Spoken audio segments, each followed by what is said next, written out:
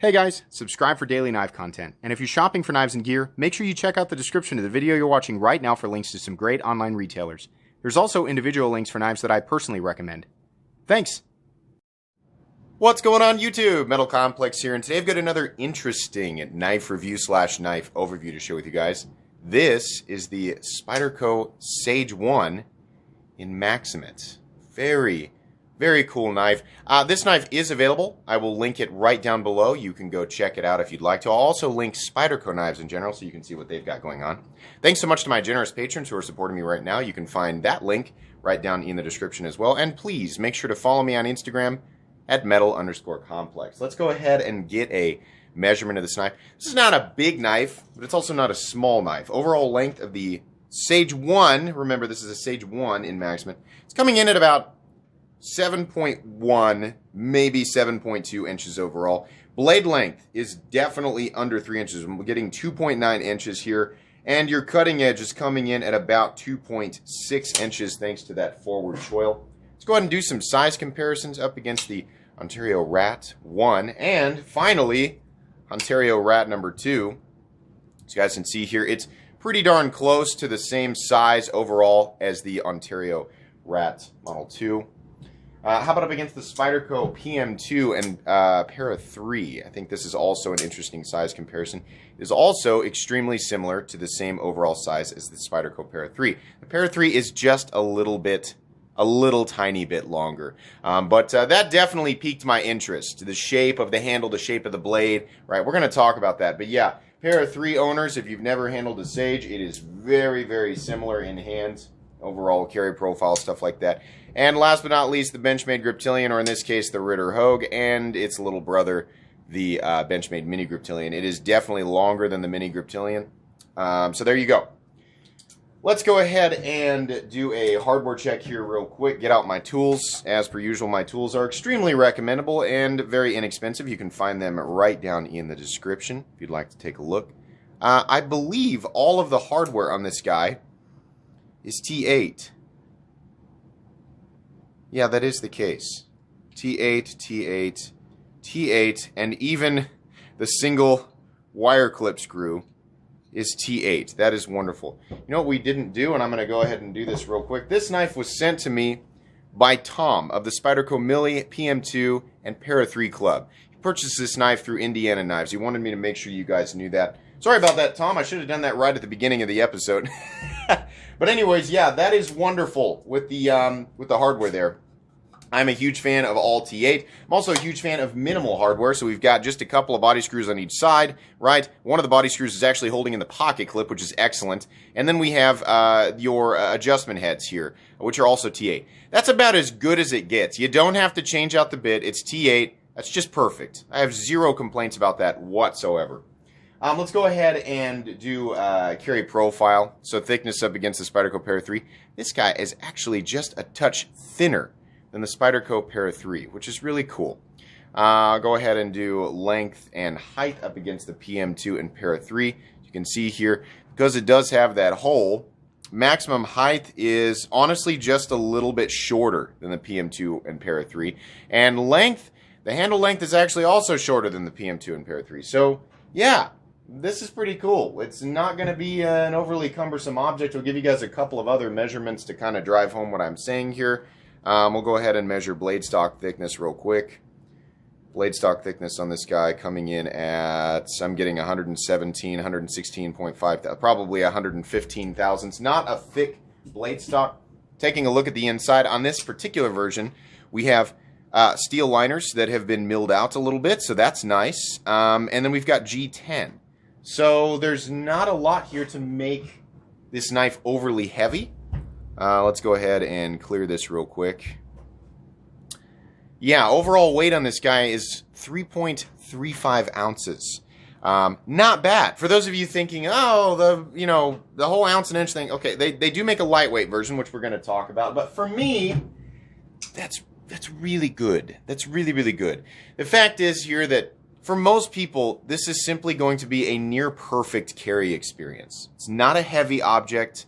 It's a simple, I mean, in terms of its construction, it is, well fortified, but simple. And yeah, I mean, everything, all of the little things that I look for in an EDC knife are present here. So do with that information what you will, but my experience with this so far has been, wow, I really, really like this. Let's go ahead and take a look here at the anatomy. Now, like I said, this actually comes in a lot of different forms. Fortunately, I did have a viewer send in a lightweight version of this knife. This is actually the Sage 5 with the compression lock. What's interesting is, you know, the ones that I've seen, the Sage 1 has the liner lock, the Sage 3 has a bolt action lock, and the Sage 5 has a compression lock. What those other in-between models have, I don't know. But the Sage line apparently comes with a lot of different, you know, in a lot of different forms. They also vary in price. That link where I've got these guys listed will actually link everything that's available. They honestly range anywhere from, I think, about $125 all the way up to, you know, this guy being the most expensive. And I'll tell you guys right now, it's about $206. And a lot of that has to do with the steel. So we're going to talk about that. But yeah, these have a lot of different locks. And that's cool. Honestly, I mean, the compression lock on this guy is just wonderful. But the liner lock on the version that we're talking about today is also really, really well done. And I'd like to go ahead and move on into deployment with this guy and talk about my experience there. So the opening hole here, nicely, I mean, they've actually knocked down this little extra area right here, which is something I appreciate. It's not something you see like on the Spyderco Para 3. This is the knife that I carry more than anything else. It's also in gray G10 and Maxamet. I like how that looks.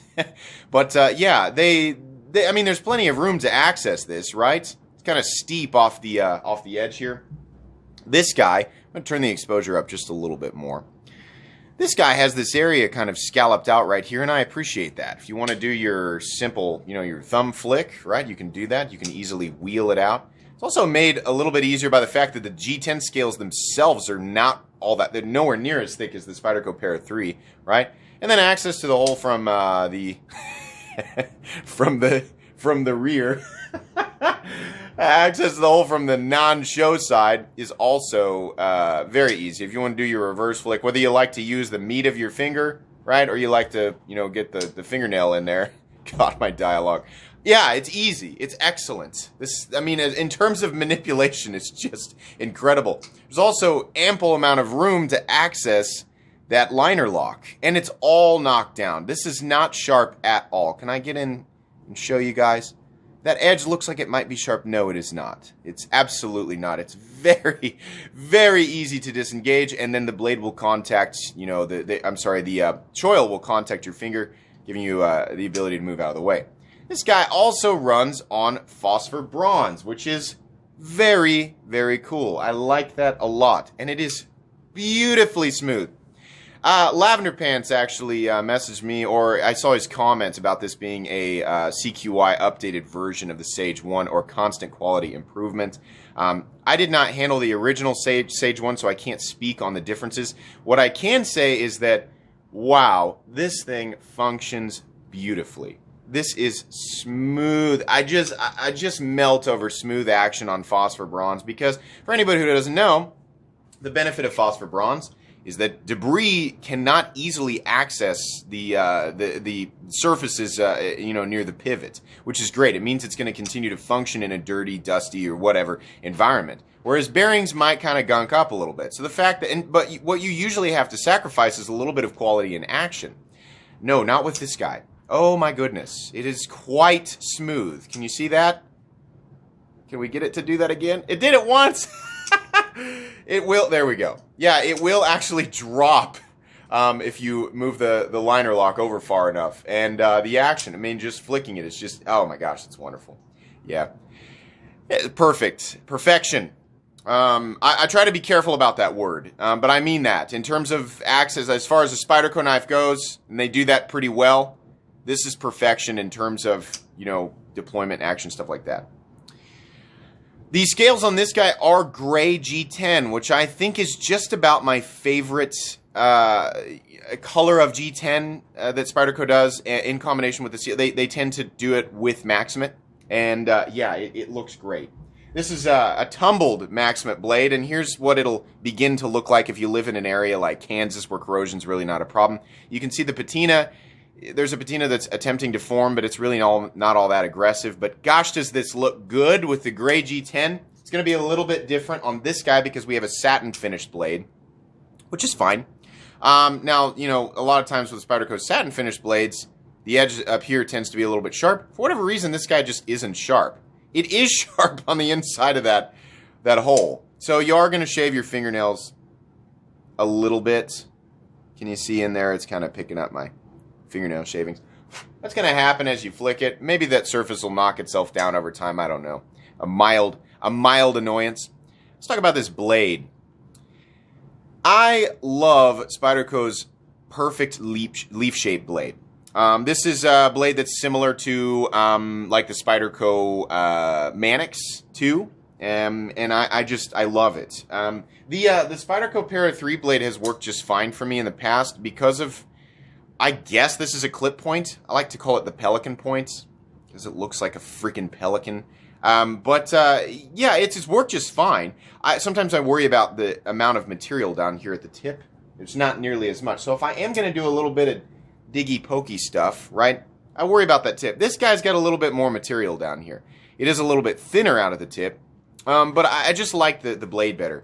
And as far as the fall off the spine down to the cutting edge, what this yields is a laser beam of laser beams. Oh boy, that thing is sharp. And it is, of course, backed up with the amazing composition of Maxamet. If you don't know what Maxamet is, other than, you know, oddball steels that we don't see anymore, like CPM S125V and Rex 121, and maybe a handful of others, Maxamet boasts the highest potential edge retention of any steel or composition that is commonly available on the market. And Spyderco seems to be I think, the only company that's doing it right now.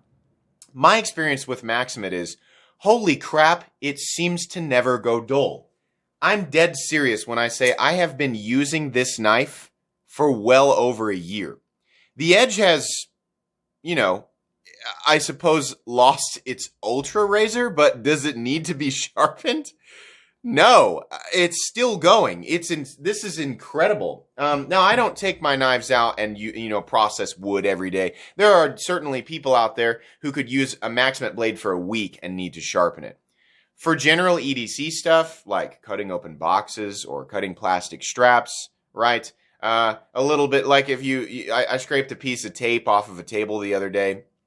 Little things like that. If you're like me and you pull your pocket knife out 5 to 10 times in a week and you do general stuff, you're going to find that this steel just seems to not go dull. If you're dragging it across concretes, right, or super hard, you know, if you're running it into staples and stuff, well, yeah, then you're definitely going to get nicks and stuff in there, and you're going to have to resharpen it. But I think for the vast majority of people doing simple EDC stuff, yeah.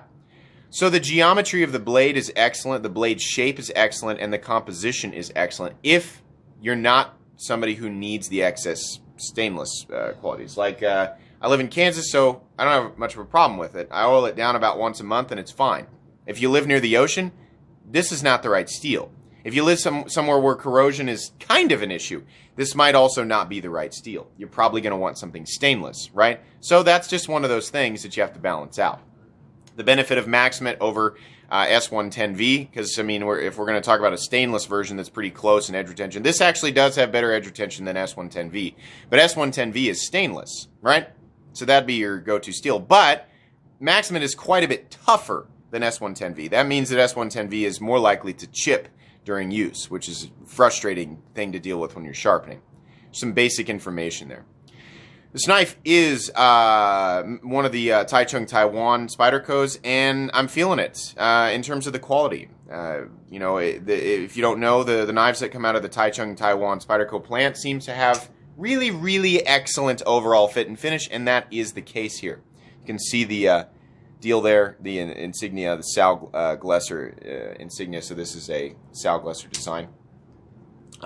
Really, really nice. I love, you know, that they, I don't know, Spyderco's aesthetic, despite being traditionally kind of ugly knives, is also charming. And this is a less crazy, right? The Spyderco Para 3 has just a bizarre and kind of ugly profile, but it accomplishes, you know, near perfect ergonomics. I mean, this thing is very, very comfortable, except for, you know, the stock pocket clip, which I had to switch out. On this guy, you get all of that, whether you're choked back or you're choked up. The thumb ramp isn't nearly as aggressive, and if you're doing this and you're bearing down on thick cardboard, I found that the Para 3, that hump, that can really dig into your hand. Because this is more of a Mannix blade and it's not so crazy up here, that's not nearly the case with this guy. It's still going to start to hurt after a while, but now that area right there is not quite as aggressive, so I'm happy with that. Edges are all nicely knocked down. Seriously, the ergonomic experience I'm having here is essentially perfection. There's a lot of perfection here. This does not have a sharpening choil. It's something that Spyderco insists on not doing.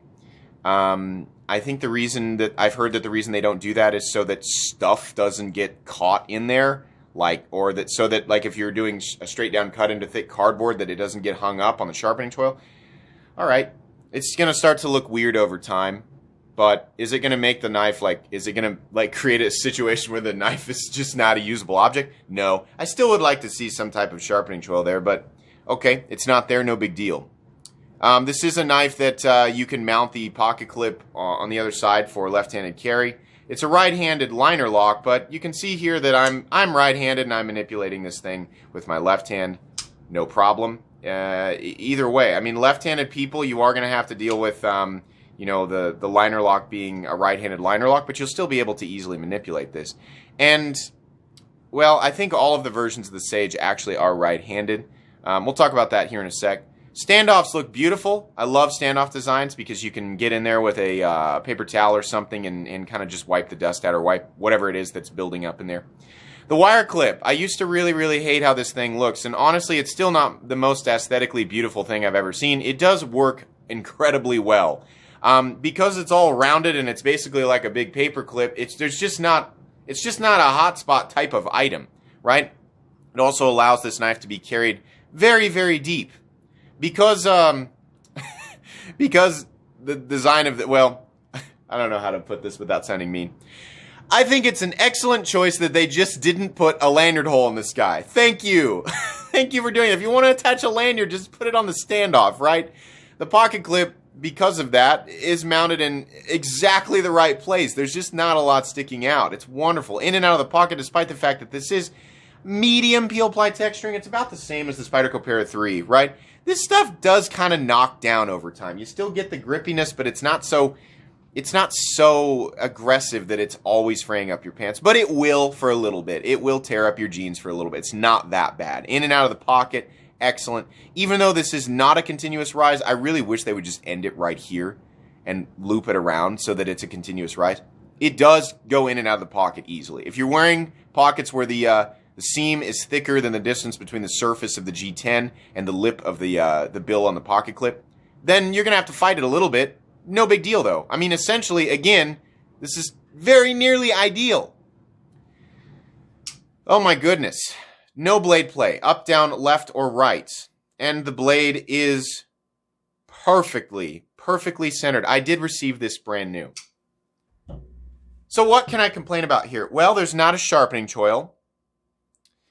And I kind of wish that the bill ended right here. Guys, this is easy.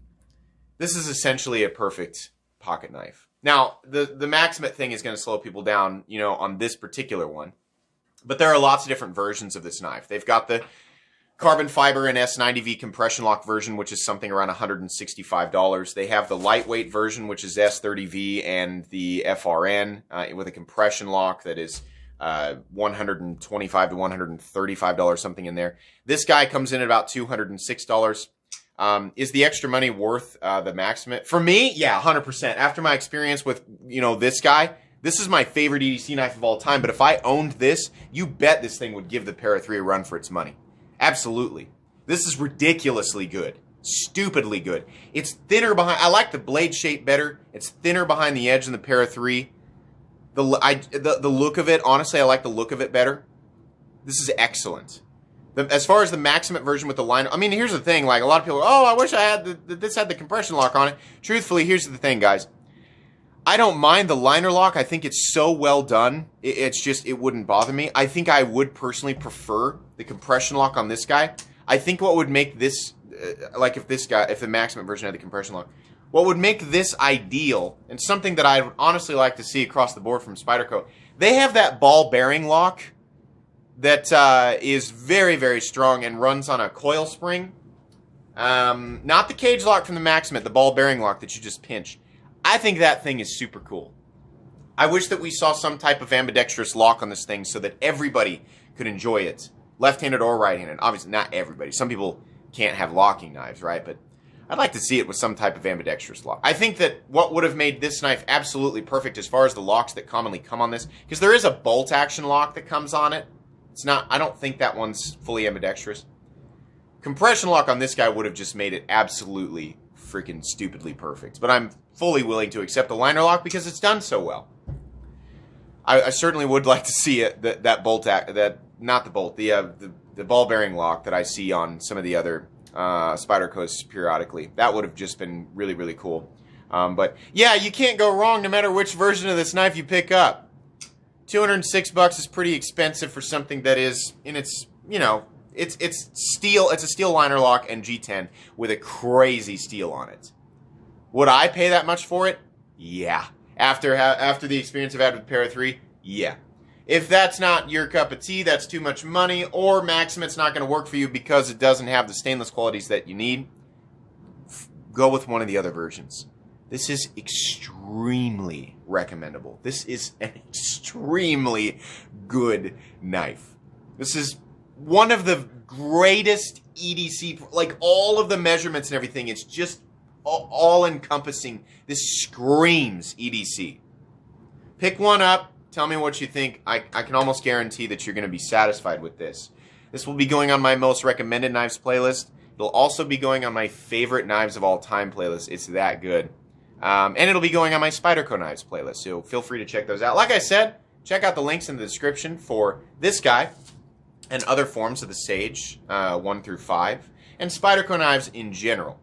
The lightweight version of this will absolutely get its own review. Guys, that's going to be pretty much it for today's review. Thanks again, Tom, for sending this in. I'll let you guys take a look at that one more time. And check out Indiana Knives. That's where he picked this up. I think that's going to be pretty much it. Please make sure to follow me on Instagram at metal_complex. If you enjoyed this video, please leave a like. If you'd like to check out my other content, I do, of course, have lots of videos of knives that are either expensive or inexpensive that I do or don't like, so check those out. And if you enjoy all my content, go ahead and click on that Metal Complex logo right there and subscribe, because there's definitely more coming. Thanks again for watching, everybody, and have a great day.